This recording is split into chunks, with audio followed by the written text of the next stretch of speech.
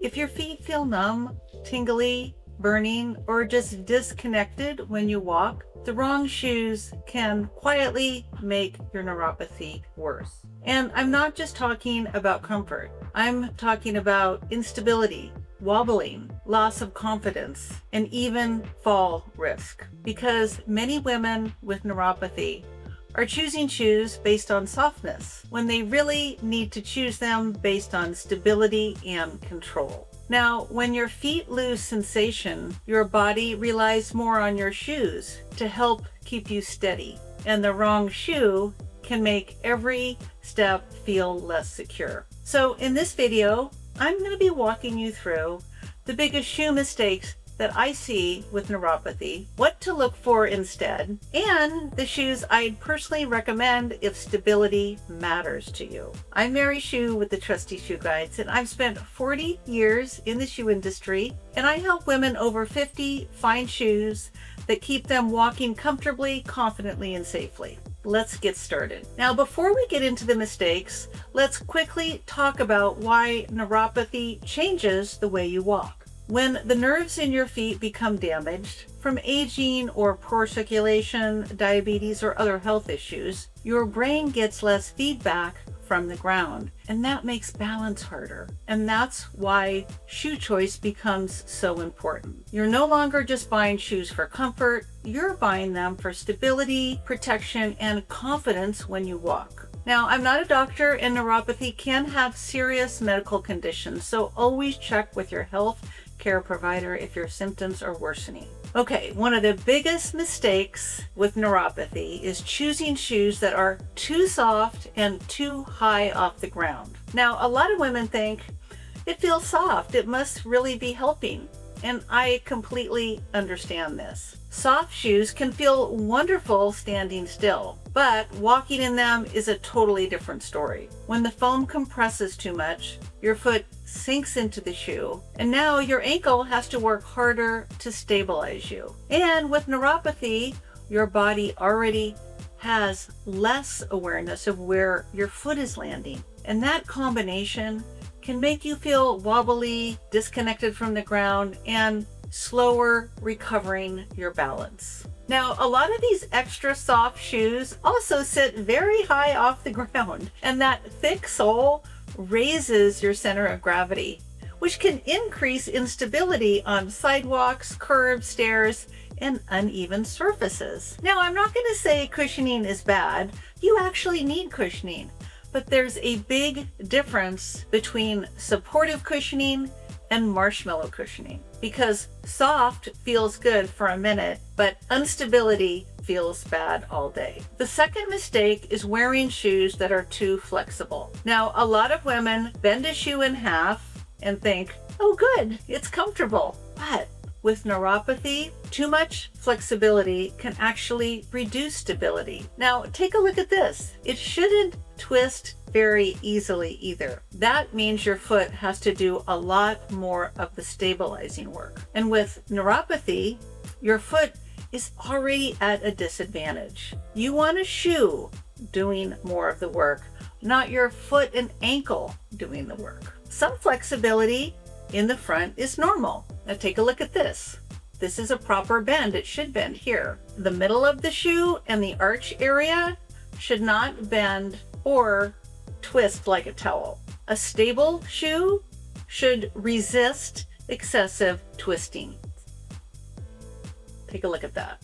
Because if the shoe folds too easily, it usually won't hold you steady either. The third mistake is wearing shoes that don't securely hold your foot in place. And this includes overly roomy shoes, stretchy uppers, and many slip-ons. Now, with neuropathy, you may not fully feel how much your foot is moving inside the shoe. You want to be able to lock your foot in place with laces. Also, when a shoe is floppy, your toes start gripping to keep the shoe in place, and your walking pattern changes. And then your body starts to compensate for all that. You feel it in your ankles, your knees, your hips, and your shoulders. That can make you feel less steady more fatigued and less confident walking. Now, this is the Orthofeet Coral Stretch, and I actually like this shoe for some women, especially if you have a lot of foot swelling, you have bunions, hammer toes, or any kind of pressure sensitivity. But what helps swelling doesn't always help neuropathy, because stretchy uppers like this can sometimes allow too much foot movement in the shoe.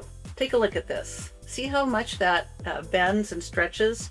It's great if you have a bunion, but not if you have neuropathy. Now, I'm not saying all Orthofeet shoes are a problem, but the Coral Stretch would not be my favorite choice for neuropathy. And with neuropathy, a secure fit really matters. So you're going to want enough room for your toes, but a secure heel and midfoot hold, because your foot should feel supported, not like it's floating inside the shoe. So what should you look for? If you have neuropathy, here's what I would look for in a shoe: a stable base, controlled cushioning, a secure heel hold, a wider toe box, and a shoe that resists excessive twisting. You want comfort, but you're also going to want structure, control, and stability. Now, let me show you a few shoes that I think do this very well. Okay, the New Balance 928. If your biggest concern is stability, this is one of the strongest options out there. Now, I want to be clear, this shoe is really for women who already feel noticeably unsteady, shuffle a bit when you walk,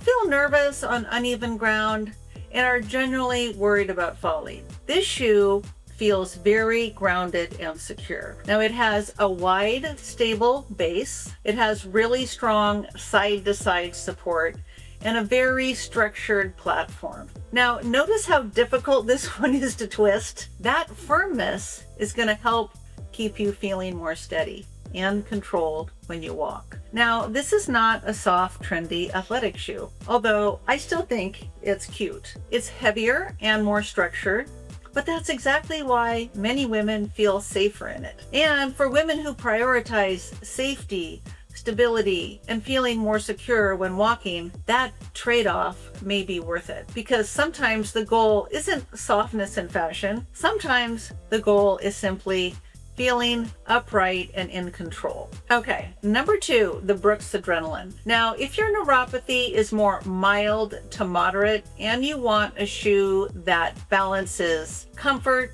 stability, cushioning, and everyday wearability, this is probably my favorite overall option. The Brooks Adrenaline feels stable and supportive, but without feeling overly stiff and orthopedic. And that's why I think so many women do so well in this shoe, especially women who still walk regularly, still feel fairly active, those who want support without a bulky shoe, and those who feel a little unsteady but not severely unstable. The cushioning feels controlled. It's not hard.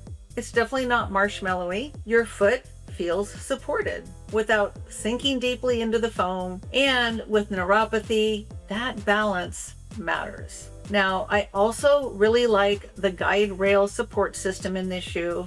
It helps reduce excessive side-to-side movement, which can help you feel more steady and aligned when you walk. And compared to some of the max cushioning shoes, the Adrenaline keeps you feeling more connected to the ground. Now, if you already feel very wobbly, nervous about falling, or severely unstable, you may need something more structured and corrective, like the New Balance shoe. But for many women with neuropathy, especially women who still want an athletic looking everyday shoe, the Adrenaline sits in a nice middle ground between comfort and control. Next up is the best cushioning without losing too much stability shoe, and that's the Hoka Arahi 8. I know some of you still want cushioning, and I completely understand that. And if your neuropathy is more mild to moderate and you can still walk a lot and you don't feel severely unsteady on your feet, then the Arahi can be a really nice compromise. In this one, you still get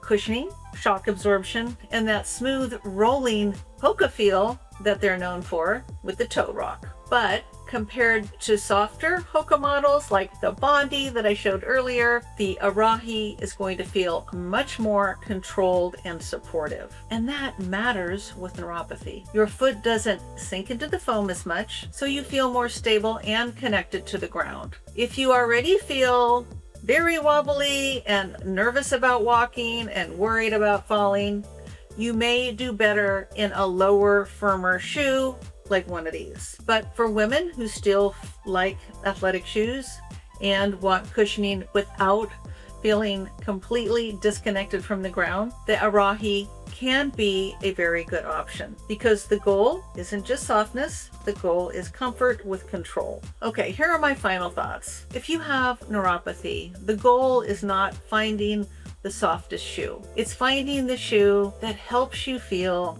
stable, confident, and secure when you walk, because walking confidently is what keeps us independent, and the right shoe can make a bigger difference than most women realize. If you found this video helpful, go ahead and like, subscribe, or let me know in the comments what shoe has worked best for you for your neuropathy. And if you'd like to see more on shoes and healthy aging, I actually have a newsletter.